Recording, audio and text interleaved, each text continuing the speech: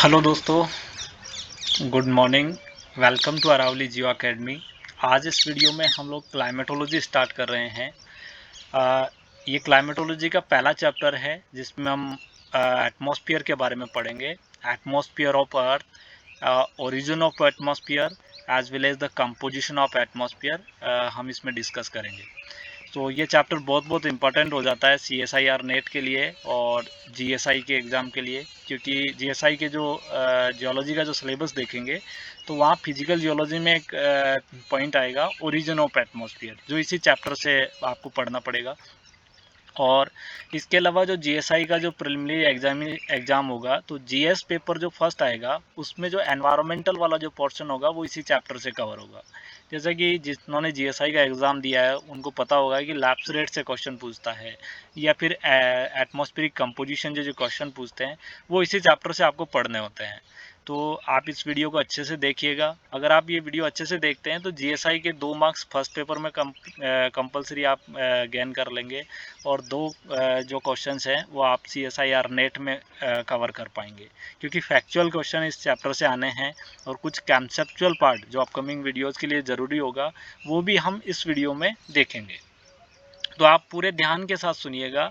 CSIR net के लिए कहा जाता है कि इसको क्वालिफाई करने के लिए एक दिव्य ज्ञान की ज़रूरत होती है। तो वो जो दिव्य ज्ञान है वो आपको इस वीडियो के ज़रिए में मिलेगा आपको। तो आप ध्यान से सुनिएगा, ठीक है। कोई चीज़ समझ में नहीं आ रही है तो आप लोग मुझे मैसेज करके पूछिएगा बाद में, ठीक है। चलो हम शुरू करते हैं। सबसे पहले एटमॉस्फेयर होता क्या है। Atmosphere is the delicate life sustaining layer of air around the earth. Okay, atmosphere क्या है कि एक गैसेस का एनवलप है अपने चारों ओर, या फिर gases envelope around us is known as the atmosphere. Okay, but definition is not important, but remember for interview the atmosphere is the delicate life sustaining layer of air around the earth. This is the standard definition of the book. It influence everything we see, hear and experience. जो ये atmosphere है, जो हम देख रहे हैं, जो सुन रहे हैं, जो एक्सपीरियंस कर रहे हैं, उन सबको इन्फ्लुएंस कर रहा है। कैसे कर रहा है ये हम अपकमिंग वीडियोस में देखेंगे। Human can survive weeks without food, but without a few days without water, but only minutes without air. जो इंसान है वो कुछ वीक विदाउट फूड सर्वाइव कर लेगा, ठीक है, या कुछ डे जो है विदाउट वाटर रह लेगा, लेकिन एयर के बिना वो सस्टेन नहीं कर पाएगा, कुछ मिनट ही जिंदा रह पाएगा, ठीक है। जैसे कि जो फिश है वो ओशन का जो वाटर का जो ओशियन है उसमें रहती है, वैसे ही ह्यूमन जो है वो ओशियन के एयर में रह रहे हैं, ओशियन ऑफ एयर जो है उसमें रह रहे हैं। Without the atmosphere earth would have no lake, no ocean, no cloud. अगर एटमॉस्फेयर नहीं होगा तो कोई लेक नहीं होगी, कोई ओशियन नहीं होगा, कोई क्लाउड नहीं होगा। कैसे नहीं होगा इसको समझेंगे कि मान लीजिए वाटर वेपर एब्सेंट है एटमॉस्फेयर में। वाटर वेपर एब्सेंट होगा तो कोई क्लाउड नहीं बनेगा, क्लाउड नहीं बनेगा तो कोई बारिश नहीं होगी, कोई बारिश नहीं होगी तो कोई लेक नहीं होगी, कोई ओशियन नहीं होगा, ठीक है। इसके अलावा एटमॉस्फेयर का इफेक्ट पड़ेगा साउंड पे। अगर एटमॉस्फेयर ही नहीं होगा तो हम सुन भी नहीं पाएंगे। जैसे कि मून पे क्या होता है कि मून पे एटमॉस्फेयर नहीं है, तो जो आपस में कम्युनिकेट करेंगे वहाँ पर जा कर के तो हम लोग कम्युनिकेट नहीं कर पाएंगे, क्योंकि वहाँ सुनाई नहीं देगा, एटमॉस्फेयर ही नहीं है। साउंड वेव प्रोपगेशन के लिए आपको मीडियम का ज़रूरत होगा, तो वो मीडियम ही नहीं मिलेगा तो साउंड भी सुनाई नहीं देगा। कोई रेड सनसेट नहीं होगा, क्योंकि स्कैटरिंग से जो सनसेट होता है अगर एटमॉस्फेयर ही नहीं है तो ये भी अपने को दिखाई नहीं देगा। कोई स्काई व्यू नहीं होगा, ना ही तो सुंदर बादल नज़र आएंगे और ना ही आपको बारिश होती दिखेगी। एटमॉस्फेयर है तो सब कुछ एब्सेंट हो जाएगा, बंजर हो जाएगी प्लानेट ही पूरा। Temperature would swing from freezing at the night and extreme heat during the day. जो अगर एटमॉस्फेयर नहीं है, जैसे मून पे एटमॉस्फेयर नहीं है तो वहाँ टेम्परेचर बहुत स्विंग करता है। स्विंग कैसे करता है, नाइट में जो टेम्परेचर है वो माइनस में चला जाएगा और दिन का टेम्परेचर बहुत ज़्यादा हॉट होगा, ठीक है। तो टेम्परेचर विदाउट एटमॉस्फेयर बहुत स्विंग देखने को मिलेगा। सनरे जो है डायरेक्टली स्क्रॉच करेगा अपने अर्थ सरफेस पे, और अर्थ सरफेस ड्राई हो जाएगा और लाइफलेस हो जाएगा, ठीक है, क्योंकि हार्मफुल रेडिएशन अर्थ के सरफेस तक पहुंचेगा, तो ये क्या होगा, प्लैनेट लाइफलेस हो जाएगा, ठीक है, क्योंकि एटमॉस्फेयर अपने को प्रोटेक्शन देता है, ठीक है, इसीलिए एटमॉस्फेयर बहुत ज़रूरी है। दूसरा, एयर इज टेस्टलेस, ऑर्डरलेस और मोस्टली इनविजिबल। तो ये आपको प्रॉपर्टी ध्यान रखना है कि एयर जो है वो टेस्टलेस होता है, उसका कोई टेस्ट नहीं होगा, उसमें कोई ऑर्डर नहीं होगा, कोई गंध नहीं होगा, कोई सुगंध नहीं होगी, और ना ही ये इनविजिबल होती है। एयर जो है ये इनविजिबल रहता है, उसमें कोई, जो प्योर एयर है वो, उसमें कोई टेस्ट भी नहीं होगा, कोई गंध सुगंध नहीं होगी, ठीक है। दूसरा, इट इज सील्ड, अर्थ जो है अपने को प्रोटेक्ट कर रही है हार्मफुल सोलर रेडिएशन से, और ये जो प्रोटेक्शन है वो सपोर्ट कर रहा है अपनी लाइफ को, ठीक है। इसके अलावा एटमॉस्फेयर में एसेंशियल गैसेज मौजूद है जो लाइफ के लिए इम्पोर्टेंट होती है। अपना जो यूनिवर्स है तो उसमें बिलियन ऑफ गैलेक्सीज देखने को मिलेगी आपको, और ये जो गैलेक्सीज है उनमें बिलियन ऑफ स्टार देखने को मिलेगा। और जो स्टार होता है वो एक ग्लोइंग बॉल होता है। ग्लोइंग बॉल मतलब वो खुद का एनर्जी प्रोड्यूस कर रहा है, इसीलिए उसको स्टार बोला गया है, क्योंकि वो ग्लोइंग बॉल है। ये जो एनर्जी प्रोड्यूस हो रही है उसमें ये फ्यूजन प्रोसेस के जरिए हो रही है, ठीक है। और ये इसमें हो क्या रहा है, हाइड्रोजन फ्यूज होकर के हीलियम बना रहा है, और इसके दौरान जो एनर्जी एमिट हो रहा है, इस वजह से ये ग्लोइंग बॉल कंसीडर किया जा रहा है, ठीक है। अब अपना जो सन है वो एक एवरेज साइज का स्टार है, जो कि मिल्की वे गैलेक्सी के एक एज पे लोकेटेड है, ठीक है।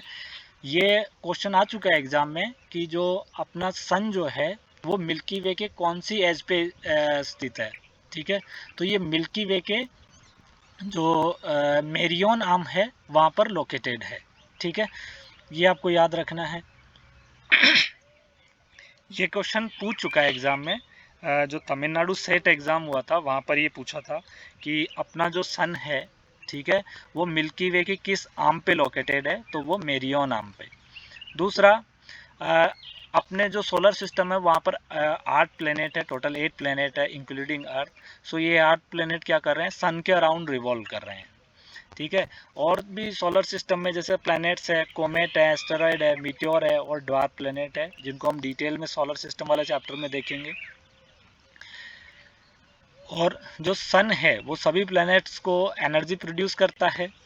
अपने अर्थ और सन का जो एवरेज डिस्टेंस है वो 150 मिलियन किलोमीटर होता है। ये फैक्चुअल क्वेश्चन है, और CSIR नेट पार्ट बी के लिए आपको जितने ज़्यादा फैक्ट याद होंगे उतने ज़्यादा आप नंबर गेन कर पाओगे। सो ये आपको ध्यान रखना है कि एवरेज जो डिस्टेंस है सन और अर्थ का वो 150 मिलियन किलोमीटर है, ठीक है। और इसका माइल में भी याद रखना है, क्योंकि एग्जामिनर आपको माइल में दे देगा, तो 93 मिलियन माइल्स, ठीक है, ये डिस्टेंस है अर्थ और सन का। दूसरा, जो अब अर्थ जो है वो सूर्य से निकलने वाली जो एनर्जी है उसका स्मॉल पोर्शन ही गेन कर पाता है, उसका स्मॉल पोर्शन ही रिसीव होता है, ठीक है। और जो ये एनर्जी है, ये एनर्जी रेस्पॉन्सिबल होती है वेदर फिनोमेना के लिए, ठीक है। जो विंड जनरेट हो रही है वो इस सन एनर्जी की वजह से ही हो रहा है। एडिशनल 2 चीज़ें मैं आपको बताता हूँ कि अर्थ के पास 2 हीट इंजन होते हैं, एक तो इंटरनल हीट इंजन, एक external heat engine. Internal heat engine में क्या होता है कि जो अर्थ का इंटीरियर है, मेंटल, वहाँ पर रेडियो एक्टिव एक्टिविटी होता है, और इस रेडियो एक्टिविटी की वजह से हीट प्रोड्यूस होती है, और ये हीट जो है वो रेस्पॉन्सिबल होती है प्लेट टेक्टोनिक्स के लिए। लेकिन जो सन से जो एनर्जी रिसीव होता है उससे ये वेदर रिलेटेड फिनोमेनाज होते हैं, और ये क्वेश्चन पूछा जा चुका है एग्जाम में कि जो वेदर फिनोमेना के लिए एनर्जी कहाँ से मिलता है सन अर्थ को, तो वो सन के जरिए एनर्जी मिलता है। जो सूर्य से जो एनर्जी रिसीव हो रही है, जो रेडिएशन रिसीव हो रहा है, उसकी वजह से ये सारे वेदर फिनोमेनाज देखने को मिलते हैं। अर्थ का जो एवरेज टेम्परेचर है प्रेजेंट में वो 15 डिग्री सेंटीग्रेड है, और ये अराउंड 59 डिग्री फ़ारेनहाइट होता है। आपको ये दोनों ही वैल्यू याद करनी है कि अर्थ का एवरेज टेम्परेचर डिग्री सेंटीग्रेड में कितना होता है और डिग्री फ़ारेनहाइट में कितना रहता है, क्योंकि एग्जामिनर आपको फ़ारेनहाइट दे देगा डिग्री सेंटीग्रेड में दे करके, क्योंकि आजकल लेवल ट्रेंड चेंज हो रहा है, कुछ भी पूछा जा रहा है, तो आपको सारा कुछ याद करना है। Even though the average temperature is mild can very a lot, मतलब जो एवरेज टेम्परेचर है अर्थ का 15 डिग्री, ये लोकेशन टू लोकेशन वेरी करेगा, ठीक है, या फिर टाइम टू टाइम भी वेरी करेगा। जैसे अंटार्कटिका है तो अंटार्कटिका पे ये टेम्परेचर -85 डिग्री तक देखने को मिलेगा, और अपने जो डेजर्ट एरियाज है वहाँ ग्रेटर देन 50 डिग्री देखने को मिलेगा। अबाउ 50 डिग्री चला जाएगा, जैसे सहारा वगैरह है तो वहाँ 58 डिग्री तक चला जाता है टेम्परेचर। हाईएस्ट रिकॉर्डेड टेम्परेचर अभी 58 डिग्री है और -85 तक जा चुका है अंटार्कटिका में। सो एटमॉस्फेयर क्या है, एक थिन गैसेस का लेयर है जिसमें प्रेजेंट में जो डोमिनेंट गैसेस है वो नाइट्रोजन और ऑक्सीजन है, और इसको हम डिटेल में एटमॉस्फेरिक कंपोजिशन में देखने वाले हैं। तो इसके अलावा जो प्रेजेंट टाइम में इसमें स्मॉल अमाउंट में वाटर वेपर है, वाटर वेपर 2 to 4% वेरी करता है, जबकि कार्बन डाइऑक्साइड कांस्टेंट है 0.03%। ओके, और कार्बन डाइऑक्साइड कंटिन्यूसली अभी बढ़ भी रहा है, ठीक है। अब जो क्लाउड्स होते हैं वो वाटर ड्रॉपलेट्स और आइस क्रिस्टल से मिलकर बने होते हैं। आगे हम डिटेल में क्लाउड क्लासिफिकेशन देखने वाले हैं, इसके टाइप देखने वाले हैं, ठीक है। अच्छा, अपना एटमॉस्फेयर ये एक कंसेप्चुअल पॉइंट है, इसको याद रखना है, ठीक है। आगे मैं इसके कंसेप्ट बताऊंगा, लेकिन फिलहाल ये याद रखना है कि जैसे जैसे हम सरफेस से ऊपर की ओर बढ़ेंगे, ठीक है, तो एटमॉस्फेयर अपना थिनर होता जाएगा। जो डेंस एटमॉस्फेयर है वो अर्थ के सरफेस पे ही अवेलेबल है, जैसे जैसे ऊपर जाएंगे तो एटमॉस्फेयर का थिकनेस जो है वो कम होता जाएगा, ये थिनर होता जाएगा, इसका डेंसिटी कम होता चला जाएगा, ठीक है। अपना जो 99% जो एटमॉस्फेयर है वो विद इन 30 किलोमीटर लाई करता है, मतलब सरफेस से 30 किलोमीटर के बीच में ही 99 एटमॉस्फेयर है। जो 30 किलोमीटर के अबाउ है वो सिर्फ 1% एटमॉस्फेयर बचता है, ठीक है।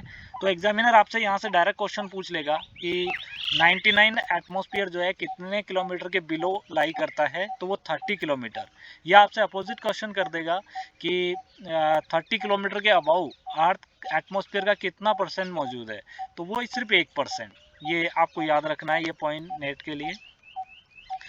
और जैसे हम कंसीडर करें अपने अर्थ को, मान लीजिए कि एक बेसबॉल कंसीडर कर लिया, ठीक है, तो अपना जो एटमॉस्फेयर है वो एक पेपर जितना सा है, पेपर जितना थिन है, अगर हम अर्थ को एक बेसबॉल कंसीडर करते हैं तो। अब अर्थ का जो लेयर है, जो अपना ये जो एटमॉस्फेरिक लेयर है, ये अपने को हार्मफुल जो अल्ट्रावायलेट है उससे प्रोटेक्ट कर रहा है। कैसे करता है ये आगे हम देखेंगे, बहुत डिटेल में पढ़ने वाले हैं क्लाइमेटोलॉजी को, तो आगे देखेंगे कि कैसे वो प्रोटेक्ट करता है, ठीक है। और इसके अलावा जो स्पेस पार्टिकल है उससे भी अपने को प्रोटेक्ट कर रहा है। कैसे? जैसे जैसे कोई मीटियोराइट या फिर कोई एस्टेरॉयड या कॉमेट एटमॉस्फेयर में एंटर करता है, तो सर पे जो अर्थ का जो एटमॉस्फेयर है उसमें फ्रिक्शन की वजह से बहुत हीट जनरेट होता है मेटेओराइट या कॉमेट के सरफेस पे, और वो बर्न हो जाता है एटमॉस्फेयर में ही, अर्थ सरफेस तक पहुंचता ही नहीं है। इसलिए भी अर्थ का जो एटमॉस्फेयर है वो इम्पोर्टेंट है, क्योंकि वो अपने को प्रोटेक्ट कर रहा है जो स्पेस पार्टिकल्स है उनसे। दूसरा, अब हम अर्ली एटमॉस्फेयर को डिस्कस करेंगे कि अर्ली एटमॉस्फेयर क्या था, कैसे बना, क्या कंपोजिशन था। सो जो ओरिजिनल एटमॉस्फेयर था, क्योंकि वहाँ की टेम्परेचर और प्रेशर कंडीशंस और अलग थी जब अर्थ बना था, तो उस टाइम का जो ओरिजिनल एटमॉस्फेयर था वो भी आज की तुलना में बहुत डिफरेंट हुआ करता था, ठीक है। अर्थ बना अराउंड 46 बिलियन ईयर एगो, उसी टाइम पे ये एटमॉस्फेयर भी बन जाता है, ठीक है। और एटमॉस्फेयर में उस टाइम पे जो डोमिनेंट गैसेस थी, जैसे ही अर्थ बना उसमें फर्स्ट एटमॉस्फेयर बनता है, और वो फर्स्ट एटमॉस्फेयर में जो हाइड्रोजन और हीलियम डोमिनेंट गैस थी, ठीक है। एग्जामिनर आपको यहाँ से क्वेश्चन पूछेगा कि अर्थ का जो फर्स्ट एटमॉस्फेयर था उसमें कौन कौन सी गैसेस थी, हाइड्रोजन और हीलियम, या फिर वो ऐसे पूछ लेगा कि कौन सी नहीं थी, ऑक्सीजन दे देगा आपको, तो ऑक्सीजन फर्स्ट एटमॉस्फेयर में नहीं था, ठीक है। इसके अलावा फर्स्ट एटमॉस्फेयर में थोड़ा बहुत अमोनिया हुआ करता था, थोड़ा बहुत मैथेन था, ठीक है, लेकिन ये डोमिनेंट क्या था, हाइड्रोजन और हीलियम, ठीक है। अब साइंटिस्ट, जो जियो साइंटिस्ट है वो मानते हैं कि जो अर्ली एटमॉस्फेयर था वो अर्थ बहुत ज़्यादा ही गर्म था, बहुत मॉल्टन फेज में था, तो ये एस्केप कर जाता है, स्पेस में चला जाता है, ठीक है। ये मतलब स्टेबल एटमॉस्फेयर नहीं था, ये हाई टेम्परेचर की वजह से ज़्यादा दिनों तक टिक नहीं पाया, ठीक है, एस्केप हो जाता है एटमॉस्फेयर में। इसके बाद में जब ये एस्केप हो गया तो कोई दूसरा एटमॉस्फेयर बनेगा, जो सेकंड एटमॉस्फेयर बनता है, क्योंकि अर्थ क्रस्ट ठंडा हो चुका है, वॉल्केनिक एक्टिविटी स्टार्ट हो चुकी है। तो वॉल्केनिक एक्टिविटी से जो गैसेज निकल रही है, ठीक है, तो उन गैसेज में क्या है, वाटर वेपर वगैरह ये सब है, उससे आपका सेकेंड एटमॉस्फेयर बनता है। एग्जामिनर पूछेगा क्या कि जो आपका अर्थ का जो सेकेंड एटमॉस्फेयर बना है वो किस एक्टिविटी से बना है, तो वो वॉल्केनिक एक्टिविटी से, ठीक है। अब इस वॉल्केनिक एक्टिविटी जो हो रही है, इसमें अर्थ के जो इंटीरियर से जो मैग्मा इरप्ट हो रहा है वॉल्केनो के थ्रू, तो या फिर जो स्टेम वेंट से है, वहाँ से गैसेज एस्केप हो रही होती है। और ये गैसेज कौन कौन सी होती है, इनमें डोमिनेंट होता है वाटर वेपर। वाटर वेपर 80% होता है और कार्बन डाइऑक्साइड 10%, ठीक है। थोड़ा बहुत नाइट्रोजन देखने को मिलता है उस टाइम पे। सो जो अर्थ का सेकंड एटमॉस्फेयर होगा, क्योंकि वॉल्केनो से वाटर वेपर ज़्यादा निकल रहा है, कार्बन डाइऑक्साइड निकल रहा है, तो यही गैसेज एटमॉस्फेयर में देखने को मिलेगी। एग्जामिनर पूछेगा क्या कि जो अर्थ का सेकंड एटमॉस्फेयर है उसमें कौन कौन सी गैसेज थी, तो वो थी वाटर वेपर, कार्बन डाइऑक्साइड और थोड़ा बहुत नाइट्रोजन। अब वो आपको ऐसे भी पूछ लेगा कि मोस्टली डोमिनेंट गैस कौन सा था सेकंड एटमॉस्फेयर में, तो वो वाटर वेपर, ये भी आपको याद रखना है। अब जो ये जो वॉल्केनो के जरिए जो गैसेस एमिट हो रही थी, ठीक है, उस प्रोसेस को हम आउट गैसिंग बोलते हैं। ये नेट के लिए ज़रूरी है, ठीक है, ये पॉइंट कि आउट गैसिंग क्या है।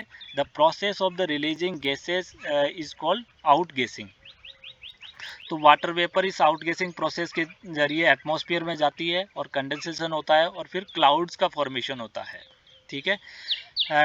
इसके अलावा साइंटिस्ट ऐसा भी बिलीव करते हैं कि जो वाटर वेपर है वो मीटियोर और कॉमेट के जरिए भी ही ऐड होता है एटमॉस्फेयर में, अर्ली एटमॉस्फेयर में। क्योंकि हम मीटियोर का जब कंपोजिशन देखेंगे तो आइस और डस्ट होता है, तो अर्ली जो मीटियोरेटिक कलिजन हो रहा था उसके जरिए भी अर्ली एटमॉस्फेयर में वाटर का सप्लाई माना जाता है, ठीक है। और जैसे जैसे वाटर वेपर अब एटमॉस्फेयर में ऐड हो रहा है तो 1000 ईयर तक रेनफॉल होता है, और ये रेनफॉल होने की वजह से फिर रिवर्स बनती है, लेक्स बनता है और ओशियन बनता है, ठीक है। अब ओशियन बन चुका है, ओशियन जैसे ही बनता है फिर ये ओशियन कार्बन डाइऑक्साइड को एब्जॉर्ब करना स्टार्ट कर देता है, ठीक है। अब ये जो एब्जॉर्बिंग कार्बन डाइऑक्साइड है, इससे नेचुरल प्रोसेस के जरिए क्या होता है, लाइमस्टोन बनना स्टार्ट हो जाता है, ठीक है। क्योंकि लाइमस्टोन जरूरी है, CO2 जरूरी है लाइमस्टोन के फॉर्मेशन के लिए, CaCO3 बनाएगा फिर ये। अच्छा, दूसरा कि with the less water vapor and CO2 nitrogen become the main gases in the air. This is the present situation. अभी वाटर वेपर 2 से 4% या 0 से 4% वेरी कर रहा है, और CO2 भी बहुत ही कम है, लेकिन नाइट्रोजन जो है इसमें डोमिनेंट गैस बन गया है। 78% नाइट्रोजन होता है अभी एटमॉस्फेयर में। नाइट्रोजन इतना ज़्यादा क्यों है, क्योंकि ये स्टेबल गैस है। ये क्या है कि किसी के साथ रिएक्ट नहीं कर रही है, रिएक्ट नहीं कर रही है, तो ये स्टेबल है, एटमॉस्फेयर में जैसे ऐड हो रहा है वैसे ऐड होता जा रहा है, ठीक है। अब अर्ली एटमॉस्फेयर में क्या हुआ, जैसे ही वो सेकंड एटमॉस्फेयर बना है उसके बाद में उसमें देखा कि हमने वाटर वेपर है और साथ में CO2 है और नाइट्रोजन थोड़ा बहुत है, तो अब इसमें क्या हुआ, ऑक्सीजन का ऐड होना स्टार्ट हो जाता है, ठीक है। अब ये ऑक्सीजन ऐड कैसे हो रहा है कि सनलाइट क्या होता है, सनलाइट की वजह से जो वाटर वेपर है वो ब्रेक हो रहा है हाइड्रोजन और ऑक्सीजन में, ठीक है। और ये जो प्रोसेस है breaking of hydrogen water vapour into hydrogen and oxygen, इसको हम फोटो डिसोसिएशन बोलते हैं, ठीक है। अब हो क्या रहा है, इस फोटो डिसोसिएशन में जो हाइड्रोजन और जो ऑक्सीजन बना है, ये जो हाइड्रोजन होता है ये बहुत ही लाइट गैसेज होता है, ठीक है। तो ये क्या करता है, स्पेस में एस्केप कर जाएगा, स्पेस में चला जाएगा। लेकिन ऑक्सीजन जो है इस हाइड्रोजन की तुलना में थोड़ा डेंस होता है, तो ये एटमॉस्फेयर में ही रहेगा। अब हाइड्रोजन कंटिन्यूसली एस्केप कर रहा है, तो बचा हुआ जो ऑक्सीजन है वो लगातार एटमॉस्फेयर में ऐड होता जा रहा है, तो ऑक्सीजन का लेवल लगातार बढ़ता जा रहा है, ठीक है। ये फोटो डिसोसिएशन का आपको डेफिनेशन ध्यान रखना है कि जो सनलाइट के जरिए जो केमिकल कंपाउंड का स्मॉलर पार्ट में जो ब्रेक होना है, जो स्प्लिटिंग हो रही है, लाइक वाटर वेपर स्प्लिट हो रहा है हाइड्रोजन और ऑक्सीजन में, तो इस प्रोसेस को हम फोटो डिसोसिएशन बोलते हैं केमिस्ट्री में, ठीक है।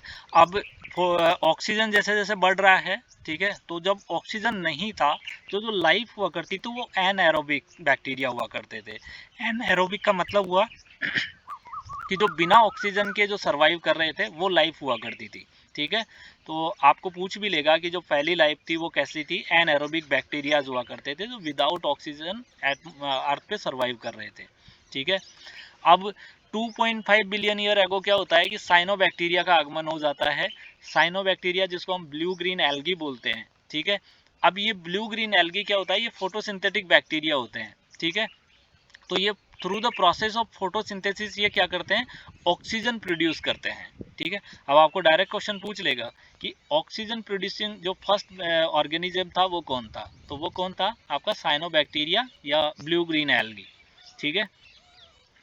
अब होता क्या है, ये साइनोबैक्टीरिया फोटोसिंथेसिस के जरिए शुगर और ऑक्सीजन प्रोड्यूस करता है, जिसमें ये सनलाइट के प्रेजेंस में कार्बन डाइऑक्साइड और वाटर का यूज करके ग्लूकोज और ऑक्सीजन प्रोड्यूस करता है। अब ये जो ऑक्सीजन जो प्रोड्यूस हो रहा है यहाँ पर, ये कंटिन्यूसली क्या हो रहा है, एटमॉस्फेयर में ऐड होता जाता है, ठीक है। ये सनलाइट की प्रेजेंस में ये रिएक्शन देखने को मिलती है। अब साइनोबैक्टीरिया लगातार स्प्रेड होता जा रहा है, उसका पॉपुलेशन बढ़ता चला जा रहा है, और जितना ज़्यादा बढ़ रहा है उतना ही ज़्यादा ऑक्सीजन एटमॉस्फेयर में ऐड होता जा रहा होता है, ठीक है। क्योंकि ये लगातार फोटोसिंथेसिस कर रहा है, उससे एटमॉस्फेयर में लगातार क्या हो रहा है, एटमॉस्फेयर में आपका ऑक्सीजन बढ़ रहा है। अब जैसे अभी एज्यूम कीजिए कि हम लोग ऑक्सीजन रिक्वायर्ड होती है सांस लेने के लिए, अगर ये ऑक्सीजन नहीं हो तो हमारा क्या होगा, हम लोग सस्टेन नहीं कर पाएंगे, हम लोग मारे जाएंगे, ठीक है। वैसे ही उस टाइम पे जो एनाएरोबिक बैक्टीरिया हुआ करते थे, इनके लिए ऑक्सीजन घातक साबित होती है, ठीक है। इनको ये मार देती है क्योंकि ये सस्टेन नहीं कर पाते हैं इस ऑक्सीजनेट लाइफ में, क्योंकि ये रिड्यूसिंग एनवायरनमेंट को प्रेफर कर रहा था, रिड्यूसिंग एनवायरनमेंट में ही ये जिंदा रह पाता था। Oxygen react in the atmosphere causing the major global cooling. ऐसा माना जाता है कि जो प्रोटोजोइक में जो ग्लोबल कूलिंग हुआ है, उसके जो ये कूलिंग फिनोमिना हुआ था, ठीक है, स्नोबॉल अर्थ जो बना है उसके लिए भी अपना ये ऑक्सीजन रिस्पॉन्सिबल माना जाता है, ठीक है। इसको आगे हम डिटेल जो आइस एज वाला जो चैप्टर है उसमें देखेंगे। अब होता क्या है, 2.4 टू 2 बिलियन अराउंड जो है लगातार ऑक्सीजन एडेड होता रहता है, ऐड हो रहा है। जो ये ऑक्सीजन ऐड हो रहा है उसकी वजह से अर्थ पे आइस कवर्ड हो जाता है, जिसको स्नोबॉल अर्थ बोलते हैं, ठीक है। और जो ये ऑक्सीजन का सडनली जो इंक्रीज होना है, इस इवेंट को हम लोग ग्रेट ऑक्सीडेशन इवेंट के नाम से जानते हैं, ठीक है। याद रखना कि ग्रेट ऑक्सीडेशन इवेंट का जो एज है वो 2.4 बिलियन ईयर के अराउंड होता है, ठीक है। ये ध्यान रखना, ये क्वेश्चन आ चुका है, नेट में पूछ चुका है 4 मार्क्स में। After the event oxygen level, जब ये ग्रेट ऑक्सीडेशन इवेंट होता है, स्नोबॉल अर्थ बनता है, तो फिर से एक बार ऑक्सीजन का डिक्लाइन देखने को मिलता है, ठीक है। उसके बाद में ये थोड़े बिलियन ईयर के लिए क्या होता है, ये एक ही पोजीशन पे रहता है, ना इंक्रीज हो रहा है ना डिक्रीज हो रहा है, ठीक है। पहले ड्रॉप हुआ, फिर ना डिक्रीज हो रहा है ना इंक्रीज हो रहा है। फिर जैसे ही कैम्ब्रियन एक्सप्लोजन जो देखने को मिलता है, कैम्ब्रियन एक्सप्लोजन के टाइम पे फिर वापस से लाइफ स्टार्ट होती है, बहुत सारी नई लाइफ आ जाती है, प्लांट्स आने लगते हैं, तो वो फोटोसिंथेसिस वापस से स्टार्ट होता है, और इस फोटोसिंथेसिस से लगातार ऑक्सीजन अगेन इंक्रीज होना स्टार्ट हो जाता है एटमॉस्फेयर में, ठीक है। और ऑक्सीजन का जो ये प्रेजेंट लेवल है, ठीक है, जो आज हम जो देख रहे हैं, ये पहले नहीं हुआ करता था, ये अभी फ्यू 100 मिलियन ईयर एगो ही इस कंडीशन में पहुंचा है। पहले रिड्यूसिंग एटमॉस्फेयर हुआ, फिर CO2 H2O बढ़ा, फिर बाद में ऑक्सीजन इंक्रीज होना स्टार्ट हुआ, फिर ये डीके मतलब डिक्लाइन हुआ, फिर कांस्टेंट हो गया, उसके बाद में फिर से इंक्रीज होता चला गया, और ये प्रेजेंट कंडीशन में पहुंच गया है, ठीक है। So thank you so much for watching this video. This is all about the atmosphere और origin of atmosphere. अगले वीडियो में हम कंपोजिशन को समझेंगे डिटेल वे में, ठीक है। और बाकी रिलेटेड अब अपकमिंग वीडियोज में हम 1 बाय 1 क्लाइमेटोलॉजी स्टार्ट होगा, ठीक है। अभी 1 या 2 वीडियो में हम लोग सिर्फ एटमॉस्फेयर के बारे में पढ़ेंगे, अदर प्लैनेट का क्या एटमॉस्फेयर है और कौन कौन सा उनका कंपोजिशन है। सो आप इस वीडियो को अपने दोस्तों के साथ ज़्यादा से ज़्यादा शेयर कीजिएगा, जो CSIR नेट के लिए प्रिपरेशन कर रहे हैं और जिनका मानना है कि नेट के लिए जो है एक दिव्य ज्ञान की ज़रूरत होती है, वो दिव्य ज्ञान आपको मैं प्रोवाइड करूँगा, ठीक है। So thank you so much for watching this video.